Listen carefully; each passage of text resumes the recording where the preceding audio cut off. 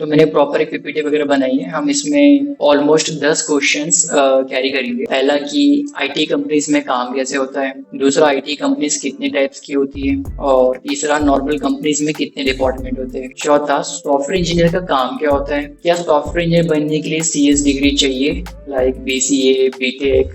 मैं कुछ थोड़ा अपना शेयर करूंगा कि लाइक मैं कैसे बनाऊं journey from fifth class to MCA. और सॉफ्टवेयर इंजीनियर बनने के लिए शुरुआत कहाँ से होती है, कैसे करें।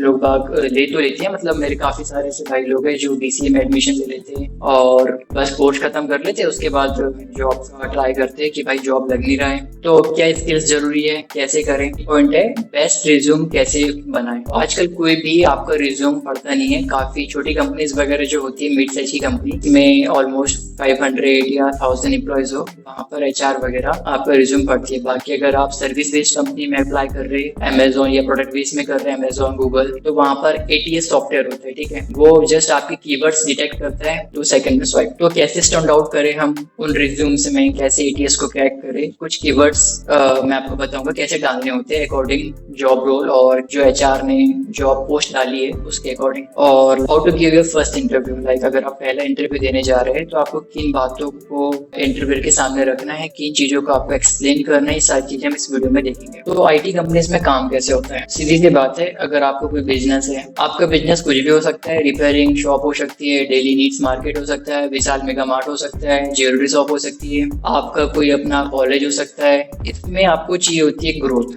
अभी social platform as a business के लिए भी यूज कर रहे हैं बहुत लोग, तो इसके अकॉर्डिंग है अभी जो टेक्नोलॉजी के लेके आप अपनी कस्टमर्स की ग्रोथ बढ़ा सकते हैं। आपका बिजनेस तो सिर्फ कस्टमर पे ही चलता है, तक आप अपने कस्टमर तक अपनी ब्रांड अपना बिजनेस नहीं पहुंचाओगे तब तक उसे पता भी नहीं चलेगा कि आपका बिजनेस है रिपेयरिंग शॉप का, डेली नीड का वगैरह वगैरह जो भी है। तो लेट्स एज्यूम करते हैं कि भाई रिपेयरिंग शॉप है हमारे पास, ठीक है। मेरा दोस्त है कार्तिक का रिपेयरिंग शॉप है, लाइक वो मोटर वेंडिंग वगैरह काम करता है, या फिर हम ट्राई कर सकते हैं डेली नीड्स को। आपको चाहिए इसमें ऑटोमेटिक ग्रोथ। कैसे कि आपका काम काफी डिफिकल्ट है, आपके पास काफी सारे कस्टमर्स है जो आपसे उधार लेके जा रहे हैं। आज के टाइम पे भी काफी लोग रजिस्टर में लिखते हैं भाई उसका नाम। तो आपके प्रोडक्ट्स को, आपकी सर्विस को उन तक पहुंचाना है। तो आपने कुछ दिमाग लगाया, आइडिया लगाया कि यार मैं ना इसका एक ऐप बना लेता हूँ, ये ऐप बना लेता हूँ या कुछ ऐसी फंक्शनलिटी रख देता हूँ ऐप में, ताकि मेरा कस्टमर भी मैनेज होते रहे और मेरे प्रोडक्ट्स वगैरह भी जाते रहे उनके पास में। मैं इसकी वेबसाइट क्रिएट कर लेता हूँ, मेरे पास मैंने ये चीजें लिख ली है, उसमें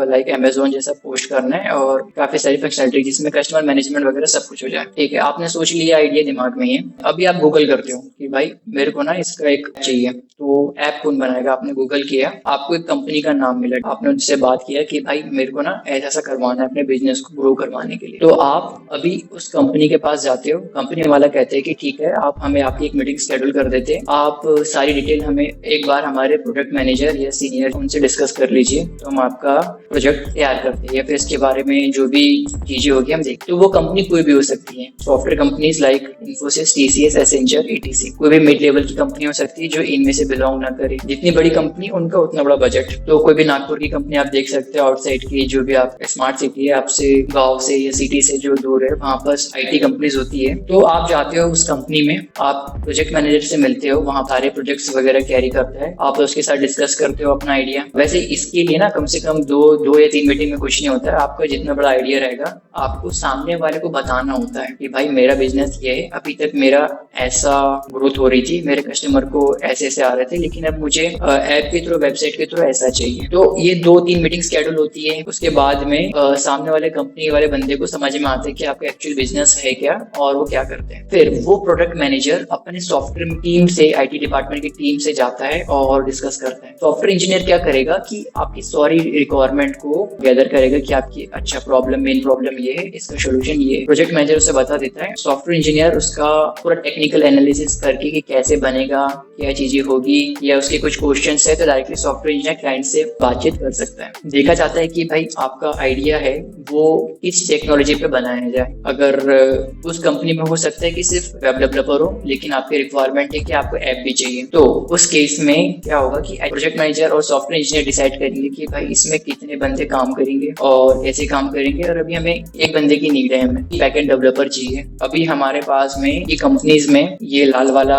ऐप डेवलपर है, ब्लू वाला वेब डेवलपर है और ये लड़की ग्राफिक डिजाइनर है जो आपके यूआई वगैरह बना के देगी। तो इसमें अभी फ्रंट एंड डेवलपर है हमारे पास, एंड्रॉइड डेवलपर है, वेब डेवलपर है, अभी हमको चाहिए backend developer. Backend developer basically क्या कि जो डेटाबेस को क्लाइंट तक पहुंचाए, ठीक है। अभी वेब डेवलपर एडमिन का इसके बारे में आपको डिटेल में बाद में बताऊंगा। तो एक बैकएंड डेवलपर की हायरिंग निकाल देती है कि हमें चाहिए एटलीस्ट 2 बैकएंड डेवलपर चाहिए, क्योंकि इस मीटिंग में डिस्कस होता है, बजट डिस्कस होगा। बजट डिस्कस होने के बाद में आपका को कितना टाइम लगेगा, 1 साल 2 साल, आपको सपोर्ट कितने साल का दिया जाएगा, अगर आपके कुछ चेंजेस होंगे उसमें, तो सारा कुछ प्लान करके आपका एक बजट बन जाता है कि भाई 2 लाख या 3 लाख के अंदर सॉफ्टवेयर चाहिए। तो उसके बीच में एक डेवलपर की हायरिंग होती है। तो एचआर डेवलपर की हायरिंग लेती है। कोई भी जॉब ऑनलाइन पोर्टल हो गया, लाइक लिंक्डइन हो गया, इंडीड हो गया, naukri.com हो गया, वहां पोस्ट करेंगे हमें ना 2 बैकएंड डेवलपर की रिक्वायरमेंट है विथ इस स्किल के साथ में चाहिए। उसको जावा आना चाहिए, स्प्रिंग बोर्ड आना चाहिए, हाइबरनेट आना चाहिए, वगैरह वगैरह। अभी ये होगी, ये हायरिंग होगी। आपको जो बिजनेस था,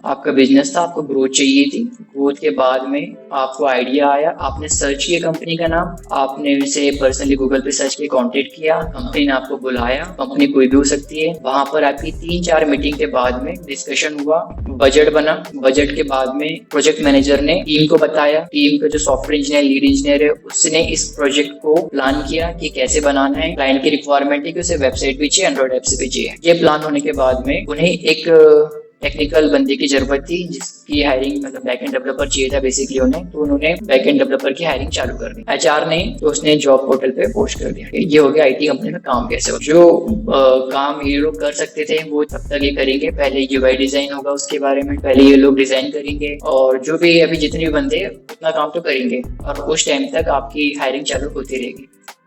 अभी जो भी इसका इंटरव्यू लेगा, सीनियर डेवलपर लेगा या सीनियर इंजीनियर लेगा, बैकएंड डेवलपर का इंटरव्यू। सेकंड क्वेश्चन क्या था हमारा, आईटी कंपनीज कितने टाइप्स की होती है। तो आईटी कंपनीज 2 टाइप्स की होती है। एक होगी सर्विस बेस्ड, दूसरी होगी product based. Service based company हमारी TCS, Infosys, Wipro, Cognizant, Tech Mahindra, Accenture, ये होगी सर्विस बेस्ड कंपनी। तो पहले मैं आपको बताता हूँ कि सर्विस बेस्ड और प्रोडक्ट बेस्ड में डिफरेंस क्या होता है। Service based company basically service जो देती है क्लाइंट को उन पर डिपेंड होती है। टीसीएस की service software development, digital service like और कुछ भी ऐसी चीजें बना के देती है वो, ठीक है। सारे सॉफ्टवेयर काम से होते हैं वो ये कंपनी करती है। और मैं वही बात करूँ प्रोडक्ट बेस्ड कंपनी की, तो Facebook, Google, Amazon, Flipkart, Zoho, quick हिल, चैटजीपीटी, एप्पल, इंटेल, इनके खुद के प्रोडक्ट्स हैं। ये सर्विस भी प्रोवाइड करती है लेकिन इनकी जो इनकम्स होती है उनके प्रोडक्ट से होती है। फेसबुक खुद एक प्रोडक्ट है और गूगल भी है। गूगल के कई सारे प्रोडक्ट्स हैं हमारे सामने, लाइक हम मोबाइल में जीमेल यूज करते हैं और उनका डायलर यूज करते हैं। गूगल मीट है, काफी सारे ऐसे प्रोडक्ट्स है जो इससे इनकम होती है इनकी। अमेजोन का तो आपको पता ही है, अमेजोन काफी चीजें सेल करता है तो उससे कमाता है वो। फ्लिपकार्ट के भी सेम वही है। जोहो कंपनी है, उसका सीआरएम सॉफ्टवेयर है। क्विक हिल, चैटजीपीटी और इंटेल, एप्पल, इनके खुद के प्रोडक्ट्स है जो सेल करते हैं मार्केट में। तो ये प्रोडक्ट बेस्ड कंपनी होगी। इनकी जो इनकम है वो प्रोडक्ट से होती है। तो प्रोडक्ट बेस्ड कंपनीज में मैन्युफैक्चर होते हैं, लेकिन सर्विस बेस्ड कंपनी वो सिर्फ अपनी सर्विस प्रोवाइड करती है कि भाई आप आओ, हम आपको सॉफ्टवेयर हो गया, वेब हो गया, कुछ भी हो गया, हम आपको बना के देंगे। इस टाइप की डिजिटल सर्विस प्रोवाइड करते हैं। तो ये हो गया सर्विस बेस्ड और प्रोडक्ट बेस्ड। सर्विस बेस्ड की सैलरी थोड़ी कम होती है। टीसीएस, कॉग्निजेंट, ये लोग 2 साल के एक्सपीरियंस बंदे को, अगर मैं जावा डेवलपर की बात करूँ तो 9.5 लाख का पैकेज, 7 लाख का पैकेज ऐसा जाता है। नॉर्मल कॉलेजेस रहे तो वहाँ पर प्लेसमेंट भी होता है। तो प्लेसमेंट भाई इसका ना 3.5 लाख 3 लाख के आसपास हो जाता है फ्रेशर उठा ले। लेकिन अगर आप बात करें प्रोडक्ट बेस्ड कंपनी की, फेसबुक हो गया, गूगल हो गया, अमेजोन हो गया, ये सॉफ्टवेयर इंजीनियर हायर करते हैं। 1 साल के बंदे को पैकेज मिलता है, स्टार्टिंग पैकेज मिलता है 25 लाख, 20 लाख, 15 लाख, 30 लाख ऐसा जाता है। तो डिफरेंस देखो आप सर्विस बेस्ड कंपनी और प्रोडक्ट बेस्ड कंपनी में। प्रोडक्ट बेस्ड कंपनी ना काफी सारे फायदे हैं compare to service based company. अभी कंपनीज में डिपार्टमेंट कैसे होते हैं, तो सबसे पहले ऊपर आता है सीईओ, एक एग्जीक्यूटिव टीम होती है उनकी प्रॉपर, जो सारा कंपनी का लेन देन वगैरह देखती है। तो एक एचआर डिपार्टमेंट होता है, एक होता है फाइनेंशियल डिपार्टमेंट, उसके बाद में हो गया मार्केटिंग डिपार्टमेंट हो गया, ऑपरेशन डिपार्टमेंट हो गया, आईटी सीएस डिपार्टमेंट होती है, दूसरा होगा हमारा लीगल डिपार्टमेंट। तो हम स्टार्ट करते हैं एचआर डिपार्टमेंट से। एचआर डिपार्टमेंट का काम सिर्फ इतना होता है कि वो हायरिंग करती है नए बंदे को, नीड जितनी भी पड़ती है, उसके बाद उनकी ट्रेनिंग एलोकेट एलोकेट कर और ये पैरोल का मैनेज कर। फाइनेंस डिपार्टमेंट की बात करते हैं, बेसिकली ये डिपार्टमेंट ये किसी भी काम को लेके कितना बजट हुआ है, स्टॉक्स वगैरह सारी चीजें इसमें आती है, प्लानिंग वगैरह कि इस साल का बजट इतना गया है, हमें इतने बंदे कम करने होंगे वगैरह वगैरह सारा काम ये देख। मार्केटिंग डिपार्टमेंट में आपको कंपनीज का प्रमोशन मिलते हो जाएगा, एडवर्टाइजमेंट हो जाएगा, ब्रांडिंग करते हैं लोग। ऑपरेशन डिपार्टमेंट की अगर कोई कंपनी कुछ प्रोडक्ट बनाती है उसका प्रोडक्शन से लेके लॉजिस्टिक्स से लेके डिलीवरी तक यहाँ होता है। और आईटी डिपार्टमेंट में हमारे कोई भी सॉफ्टवेयर डेवलपमेंट, वेब डेवलपमेंट सारी चीजें यहाँ होती है। साइबर सिक्योरिटी से रिलेटेड चीजें होती है, लाइक जो सॉफ्टवेयर बना है और जो वेबसाइट बनी है उस पर कंटिन्यूसली मॉनिटरिंग होती है, ये सर्विस प्रोवाइड भी करते हैं, ठीक है, दूसरे क्लाइंट्स को कि आपका सॉफ्टवेयर बना है और आपको उसमें साइबर सिक्योरिटी की सर्विस चाहिए। सपोर्ट डिपार्टमेंट होता है, डिजाइनिंग डिपार्टमेंट होता है, यूआई यूएक्स होता है, टेस्टिंग होता है। लीगल में कंप्लायंस, कॉन्ट्रैक्ट्स, रेगुलेशंस, कॉन्ट्रैक्ट्स वगैरह, जैसे कि कोई क्लाइंट आया है तो उसका सारा कॉन्ट्रैक्ट्स वगैरह ये हैंडल करते हैं। गवर्नमेंट लेवल पे चाहिए होती है वो सारा लीगल डिपार्टमेंट में होता है। अभी नेक्स्ट क्वेश्चन क्या है, सॉफ्टवेयर इंजीनियर का काम क्या होता है। को प्रोजेक्ट असाइन हो गया टीम को, इन्होंने बंदा भी ढूंढ लिया, बैकएंड डेवलपर ढूंढ लिया, अभी सिर्फ प्रोजेक्ट करना बाकी है। सुपर सॉफ्टवेयर इंजीनियर सबसे ऊपर, जिसको एक्सपीरियंस होगा 9 से 15 साल का एक्सपीरियंस होगा, front end, back and, DevOps, testing और टीम लीड 10+ टेक्नोलॉजीज जानता होगा। उसके नीचे आते हैं सॉफ्टवेयर इंजीनियर्स जिनका एक्सपीरियंस सिर्फ 4 से 8 सालों का होगा। इन सॉफ्टवेयर इंजीनियर्स के नीचे आते हैं जूनियर सॉफ्टवेयर इंजीनियर जिनका एक्सपीरियंस होगा 0 से 3 साल का। एक प्रोजेक्ट आया एग्जांपल के लिए, अमेजॉन, फ्लिपकार्ट जैसा ऐप बनाना है, तो इसमें क्या होगा कि सुपर सॉफ्टवेयर इंजीनियर जो होगा उसको रोल्स एंड रिस्पॉन्सिबिलिटीज ये होगी कि वो फ्रंट एंड देखे, बैक एंड देखे, और फ्रंट एंड बैक एंड के लिए टीम बताएंगे कि भाई रमेश, सुरेश, रमेश जो है फ्रंट एंड इंजीनियर है, सुरेश जो है बैक एंड इंजीनियर है, तो उन्हें काम असाइन हो जाएगा कि भाई तुम ना ऐसा ऐसा करो, मॉड्यूल वाइज काम होता है। तो ये इस साइड को हो गया रमेश हो गया, इस साइड को हो गया सुरेश हो गया, इनको काम असाइन हो गया कि भाई तुम ना एक एक मॉड्यूल पकड़ लो, order management, account management, product management, payroll, इनकी सारे फीचर्स है। सुपर सॉफ्टवेयर इंजीनियर ने इन सॉफ्टवेयर इंजीनियर्स को काम दे दिया, हर एक मॉड्यूल पे काम करने लगा दिया है। ये सॉफ्टवेयर इंजीनियर 4 से 8 साल वाला सिर्फ इन चीजों पे काम करेगा, ऑर्डर मैनेजमेंट पे काम करेगा, सिर्फ इतनी कैटेगरी। दूसरा सॉफ्टवेयर इंजीनियर जो है वो सिर्फ अकाउंट मैनेजमेंट पे काम करेगा, इतनी चीजों पे, ठीक है। तीसरा सॉफ्टवेयर इंजीनियर जो है सिर्फ प्रोडक्ट मैनेजमेंट पे काम करेगा कि भाई जो प्रोडक्ट्स डालते हैं इस पे तुम सिर्फ इस फीचर पे काम करोगे। तो चौथा पांचवा होगा पेमेंट मैनेजमेंट पे काम करेगा, सिर्फ इतने ही सर्विस पे काम करेगा। सबको एक एक फंक्शनैलिटी डिवाइड कर दी जाती है। Super software engineer, mid level के, फिर जूनियर, ये असाइन हो गया इनको काम। अभी इन मॉड्यूल पे जूनियर सॉफ्टवेयर इंजीनियर को इस टास्क असाइन करेंगे, कौन, 4 से 8 साल वाले एक्सपीरियंस वाला software engineer junior software engineer को काम असाइन करेंगे। लाइक ये सॉफ्टवेयर इंजीनियर है, इसने ऑर्डर मैनेजमेंट का काम इसके अंदर है, इसके अंदर मॉड्यूल है ये वाला, थोड़ा बहुत टास्क इनको असाइन करेगा कि भाई फिल्टर वाला ऑप्शन है ना, फिल्टर वाले ऑप्शन में ऐसा ऐसा करके दो, मैं तुम न्यू कैटेगरीज ऑर्डर्स में ईयर वाइज जैसे ऑर्डर किए सारे फिल्टर वाले ऑप्शन इसमें करो। तो जूनियर सॉफ्टवेयर इंजीनियर को ये टास्क असाइन हो जाता है, उस पर्टिकुलर टास्क पे वो काम करता है। और ऊपर सुपर सॉफ्टवेयर इंजीनियर के ऊपर ये होता है कि भाई तुम ना ऑर्डर, अकाउंट मैनेज, उनको पूरा चाहिए होता है डेवलप। एक सॉफ्टवेयर इंजीनियर का काम ये होता है कि वो एक पर्टिकुलर मॉड्यूल में काम करते हैं, उस मॉड्यूल को डिवाइड करते हैं ताकि वो जूनियर सॉफ्टवेयर इंजीनियर को दे सके काम, और जूनियर सॉफ्टवेयर इंजीनियर उस टास्क पे काम करते हैं, छोटे मोटे टास्क रहते हैं तो उन पे काम करते हैं कंटिन्यूसली। ये मोबाइल की टीम हो गई, उसमें इतना काम होगा। और यहीं पर वेबसाइट के लिए भी टीम सेम ऐसी होगी, कॉपी पेस्ट होगी। क्या सॉफ्टवेयर इंजीनियर बनने के लिए सीएस की डिग्री? मेरा आंसर है नो, मैंडेटरी नहीं है कि आपके पास सीएस की डिग्री ही चाहिए। अगर आप कोई अदर ब्रांच से हो, लाइक मैकेनिकल ब्रांच है, उसने किसी और चीज से डिग्री कर ली है, डिप्लोमा कर ली है, तो भाई आईटी में आने के लिए ना डिग्री की आवश्यकता नहीं पड़ती। यहाँ पर बस आपको चाहिए टेक्निकल स्किल्स, आपके प्रोजेक्ट्स। आप कई लोग ये बोलेंगे कि भाई टीसीएस में अप्लाई करने के लिए ना डिग्री चाहिए होती है, 10th के 12th के मार्क्स इतने चाहिए होते हैं, 60% 70%। हाँ, वो फ्रेशर के लिए चाहिए होते हैं। अगर आप एक अदर डिपार्टमेंट से, मैकेनिकल डिपार्टमेंट से, और आपने धीरे धीरे काम किया एज ए एंड्रॉइड डेवलपर, आपने 2-3 प्रोजेक्ट्स बिल्ड किए एक साल में, as a experience software engineer जाओगे आपकी कंपनी में, ना कि आपको एज अ फ्रेशर किया जाएगा। आपने क्योंकि 2-3 प्रोजेक्ट बनाए हैं और वो जो प्रोजेक्ट है वो ऑनलाइन है सर्वर पे, आपके पास कोड रखा है, आप बता सकते हो। आप जो इंटरव्यू पूछेगा, क्वेश्चन पूछेगा, उसको आप जवाब कर सकते हो रिटर्न की। तो मेरे एंड से भाई इसकी जरूरत नहीं है, लेकिन आपका प्लस पॉइंट रहता है। अगर आपके पास है तो आपका प्लस पॉइंट है, अगर नहीं है तो कोई दिक्कत नहीं। मेरे साथ कंपनी में ऐसे कई सारे दोस्त है जो अदर ब्रांच से, लाइक जो मैकेनिकल से है, कोई अदर ब्रांच से, इलेक्ट्रिकल वाले भी है, जो आजकल सब सॉफ्टवेयर इंजीनियर बन के बैठे हैं।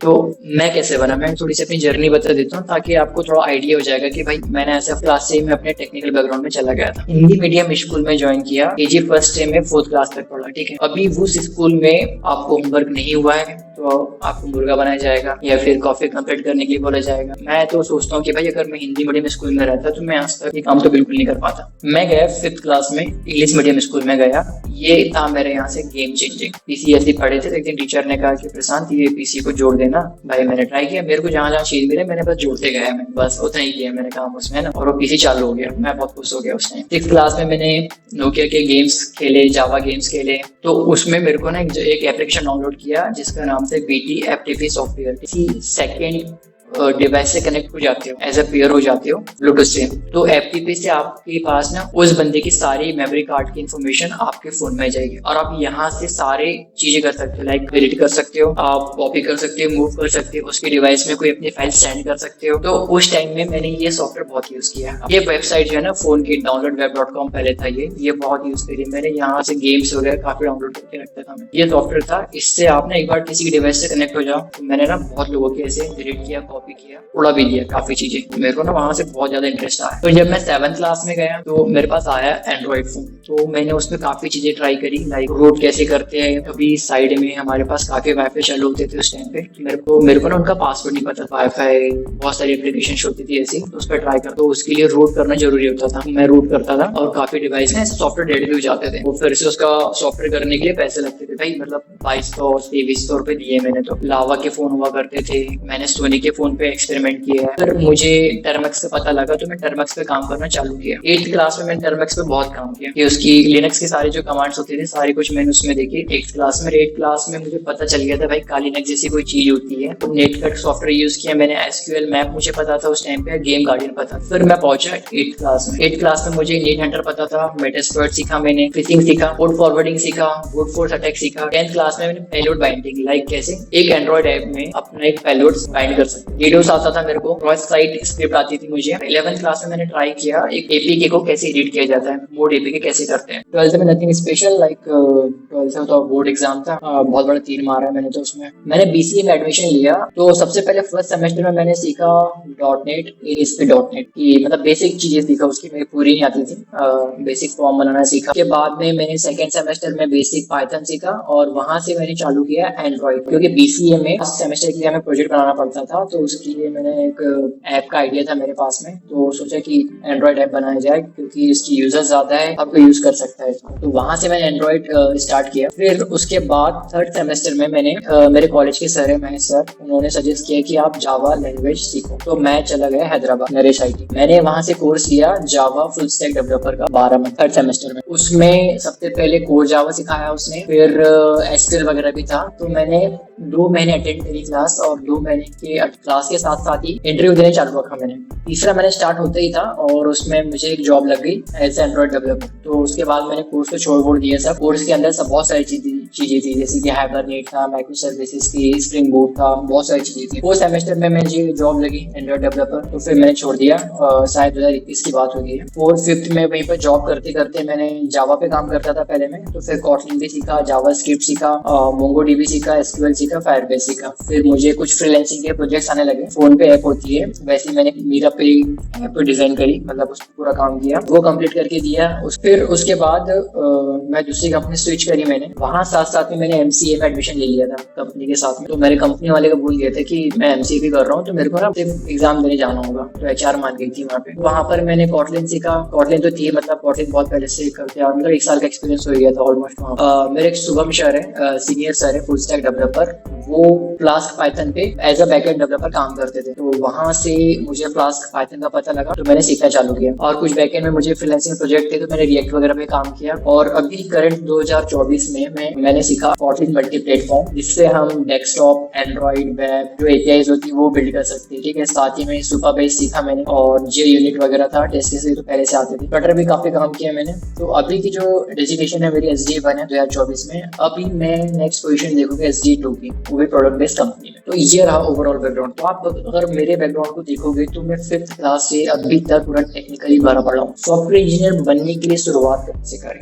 बहुत बढ़िया। अगर आप बीसीए कर रहे हैं, एमसीए कर रहे हैं, मैं बताऊँ चीज, कॉलेज में क्या होता है कि मैं जिस कॉलेज में गया था वहाँ पे भी टर्बो पे C+ लिखा आएगा, टर्बो पे। आज के टाइम पे अगर आप आईडीई पे काम करते हो, अगर आप शुरू से आईडीई से चलाते हो तो वो बेटर रहता है। तो मतलब कॉलेज की ये गलती होती है, टर्बो पे सिखाते हैं C लैंग्वेज, C++ लैंग्वेज वगैरह। और मेरा मानना ऐसा है कि अगर आप उसको शुरू से ही एक आईडीई पे काम करने दे दो या फिर उस पे ही प्रैक्टिस करें तो वो बहुत बेटर रहता है। तो आप अगर बीसीए एमसीए कर रहे हैं, बीसीए कर रहे हैं, डेजिग्नेशन अभी से चूज कर लो कि मुझे एज अ वेब डेवलपर काम करना है, एज अ सॉफ्टवेयर डेवलपर काम करना है। देखो यहाँ फर्स्ट स्टेप मैंने लिख के रखा है, choose interest area. Software development हो गया, वेब डेवलपमेंट हो गया, और ये हो गया बैकएंड डेवलपमेंट, और ये हो गया AIML। सॉफ्टवेयर डेवलपमेंट में हमारे पास Android, iOS, Windows, Mac, Linux की सॉफ्टवेयर बनाते हैं इनके लिए। वेब डेवलपमेंट तो पता ही है आपको कि वेबसाइट्स होती है, और बैकएंड डेवलपमेंट मतलब डेटाबेस से कुछ लॉजिक आपको साइन इन करना है। तो हम डेटाबेस में पहले चेक करेंगे आपका यूजर नेम और पासवर्ड क्या सेव है, तो जो बीच में कंपैरिजन हो रहा है ना, उसको हम बैकएंड लॉजिक बोल सकते हैं। सेकंड स्टेप ये रहेगी आपकी, आपने जो एरिया चूज किया है, लाइक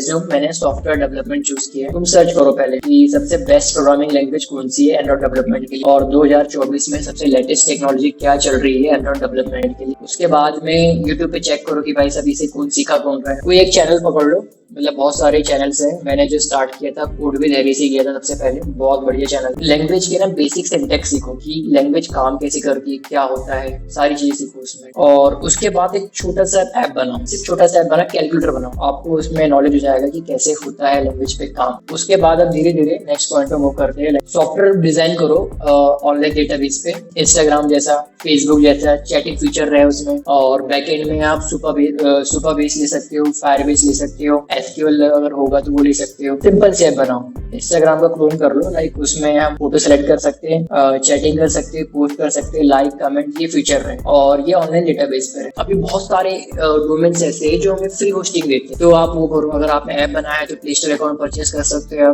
2200 या 2500 समथिंग का होता है। उसके बाद आप ना फ्रीलांसिंग वर्क चालू कर सकते हो। कोई दिमाग में आइडिया है, आपका कोई बिजनेस है या फिर आपके फ्रेंड का बिजनेस है, तो उसकी कुछ प्रॉब्लम्स होगी जो हम टेक्निकली सॉल्व कर सकते हैं, तो आप वो ट्राई करो। और फोर्थ स्टेप में एटलीस्ट आपकी 3 प्रोजेक्ट ऐसे होना चाहिए जिसमें आप फ्रंट एंड पे भी काम किया है, आपने बैक एंड पर भी काम करके रखा है, और वो ऑनलाइन डेटाबेस पे भी, तो थोड़ा बड़ा प्रोजेक्ट है। तो ये हो गया पूरे ओवरऑल 4 स्टेप। अगर तुम्हें कोई भी लैंग्वेज का रोड मैप चाहिए कि भाई मुझे सीखना है, तो मैं बताता हूँ एक वेबसाइट, आप जाओ गूगल पे, रोड मैप। ये वेबसाइट में आपको जो सीखना है, देखो यहाँ फ्रंट एंड है, बैक एंड है, डेवऑप्स है, फुल स्टैक है, iOS का सीखना है, एंड्रॉइड डेवलपमेंट सीखना है, वगैरह वगैरह। API डिजाइन कैसे करते हैं, AWS है, बहुत कुछ है इसमें। जस्ट आपको अपना एरिया डालना है, इसमें यूज करना है। जैसे कि लेट अज्यूम मैं ना जावा पे क्लिक कर दूं, मुझे जावा लैंग्वेज बहुत बढ़िया चीज है। आपको पहले फंडामेंटल सीखना है, बेसिक सिंटैक्स सीखना है, डेटा टाइप्स क्या होते हैं वो सीखना है, कंडीशनल फंक्शंस, वर्किंग पे जाओगे आप, फिर ओप्स पे जाओगे, डेटा DSA पे जाओगे। तो एक पूरा रोड मैप है यहाँ पर। कोई भी लैंग्वेज सीख रहे हो ना, इस पे विजिट करो, बहुत सही चीज। ठीक है, तो ये हो गया हमारा सॉफ्टवेयर इंजीनियर बनने के लिए शुरुआत कहाँ से करें। इंटरेस्ट एरिया चूज करना है, उस पे सर्च करो कि बेस्ट प्रोग्रामिंग लैंग्वेज कौन सी है उसके लिए, अभी जो करंट ईयर में चल रही है सबसे ज्यादा, किसके लिए पे किया जा रहा है। फ्रीलांसिंग वर्क कर सकते हो आप, अपने ओन प्रोजेक्ट पे काम कर सकते हो, डिफरेंट है, आपका खुद का रहे। ऐसा नहीं कि आप इंटरव्यू में जाके आप पोटी करो। बेस्ट रिज्यूम फॉर्मेट कैसे बनाए, उसमें सिर्फ आप अपनी काम की चीजें डालो। मैं इस पे ना पर्टिकुलर वीडियो बनाऊंगा, इसको मैं लीव करूँ। जॉब प्लेटफॉर्म तो हमारे पास naukri.com है, सबसे बेस्ट अभी वो है। मेरे इस पे मैंने कम से कम ना 50 अप्लाई किए होंगे, तो उसमें से 10 इंटरव्यू मेरे शेड्यूल हो गए। तो naukri.com पे जाओ, लिंक्डइन वगैरह तो हो ही गया, खत्म ही हो गया बिल्कुल। लेकिन आप प्रोफाइल बना सकते हो कि आपको कीप अपडेटेड रहना है, ठीक है। इंडीड हो गया, naukri.com हो गया, और हायरेक्ट ऐप हो गई, बहुत बढ़िया है। उसमें स्टार्टअप्स मिलते हैं, लेकिन बढ़िया चीज है। इंटरव्यू टिप्स, अभी आपने प्रोजेक्ट बना लिया है, आपने प्रोग्रामिंग लैंग्वेज सीख ली है, अभी आपको इंटरव्यू देना है। तो इंटरव्यू सबसे पहले आपसे पूछेगा कि भाई आपने अपना इंट्रोडक्शन दो। इंट्रो में आपने जिस प्रोजेक्ट पे अभी लेटेस्ट काम किया है, जिस प्रोजेक्ट में आपको सबसे ज्यादा पता है, सिर्फ उसके बारे में बोलिए, ठीक है। सबसे ज्यादा आप उनको ये बताइए कि मैंने सिर्फ इतने मंथ में ये सीखा है, ऐसा किया है, सारी चीजें। और हो सके तो इंटरव्यूअर को अपने प्रोजेक्ट में बांधे रखिए, ठीक है। आपने प्रोजेक्ट के बारे में बताओ उसको, लाइक ना इंटरव्यू के लिए मात्र 30 मिनट के लगभग टाइम मिलता है, 30 मिनट 1 घंटे का हो सकता है, लेकिन एज अ फ्रेशर आपको सिर्फ 30 मिनट लेगा इंटरव्यू। उसमें भी कुछ नहीं, बेसिक चीजें पूछता है। तो प्रोजेक्ट्स में आपने कैसे काम किया वो बताओ, उसे क्या डिफिकल्टीज गई वो बताओ, आपने कैसे उसको रिजॉल्व किया वो बताओ। मतलब जो आपका प्रोजेक्ट है ना, तो बांधे रखो उसको। फिर क्वेश्चन करो, स्क्रीन शेयर कर सकता हूँ क्या, मैं अपना प्रोजेक्ट दिखा सकता हूँ क्या, ये बोलो उससे। अगर उसने हाँ बोल दिया ना आपको तो डन होगा। उबंटू को यूज करो, लिनक्स को यूज करो, बेटर डेवलपमेंट के लिए विंडोज यूजर बन के मत रहो, इसमें काफी कुछ है। ये हो सकता है कि भाई मेरा ना एक दूसरे वीडियो है, मेरे को अच्छे से एक्सप्लेन करना आता नहीं होगा, लेकिन अगर आपको कोई भी डाउट है तो आप मुझसे पूछ सकते हो। अभी तक ऑलमोस्ट 70-80 इंटरव्यूज ले चुका हूँ, थोड़ा तो एक्सपीरियंस हो गया है मेरे को। ओवरऑल मुझे शायद 3.7 ईयर का एक्सपीरियंस हो गया है। प्रोजेक्ट बनाना सीखे, प्रोजेक्ट को डिप्लॉय कर रहे हैं, जितने आपके ज्यादा प्रोजेक्ट्स रहेंगे उतने चांसेस आपके ज्यादा रहेंगे, ठीक है। आप कहीं से प्रोजेक्ट पकड़ के मत लेके और लेके मत आओ, कॉपी मत करो। कॉपी भी कर रहे हो ना तो खुद से करो, ठीक है, टाइपिंग करके करो, ना कि पूरा कोड ला लिए जीप फाइल में एक्सट्रैक्ट कर दिए और उसे रन कर दिए, ना ऐसा मत करो। सीखने पर्पस के लिए ना करो सब ऐसे लगे रहो। कुछ अगर आपको हेल्प चाहिए तो मुझसे कॉन्टेक्ट कर सकते हो।